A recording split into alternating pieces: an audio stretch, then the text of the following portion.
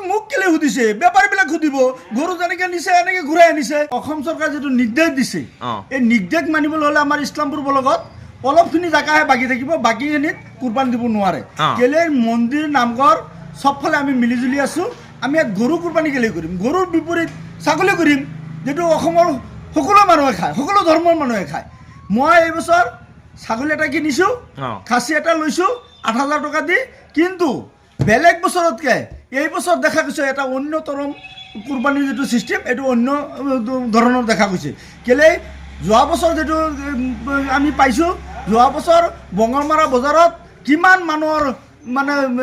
হেঁচা হেঁচি গৰু কিনাৰ বেচাত কিন্তু এই বছৰ গৰু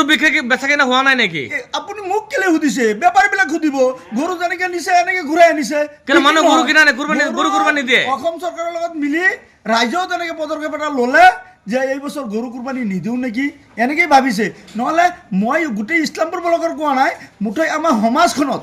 য'ত যদি হিচাপ কৰা যায় আমাৰ পৰিয়ালত মানে 10ৰ পৰা 15 লাখ টকাৰ কুৰবানী কৰে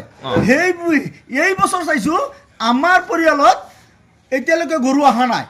কিন্তু খাচী 3টাহে আহিছে এইটো মই জানো কিন্তু গোটেই ইছলামপুৰ ব্লকৰখিনি ক'ব নোৱাৰোঁ কিন্তু আমাৰ যিটো সমাজ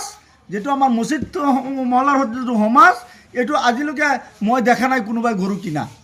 মানে এইবুলি মুছলমান গৰু কুৰবানী নিদিয়ে কুৰবানী দিয়ে নিদিয়ে এইটোতো মোৰ প্ৰশ্ন নহয় এইটো ব্যক্তিগত প্ৰশ্ন আপুনি কি দেখি আছে মই যেটো দেখিছোঁ গৰু বঙালমাৰা বজাৰত নিছে আনিছে কিন্তু মানুহে গৰু কিনা বেচা হোৱা নাই আপুনি এই মোক সোধাতকৈ লেচি সোধক না এই বছৰ কেইটা গৰু ৰচিদ হৈছে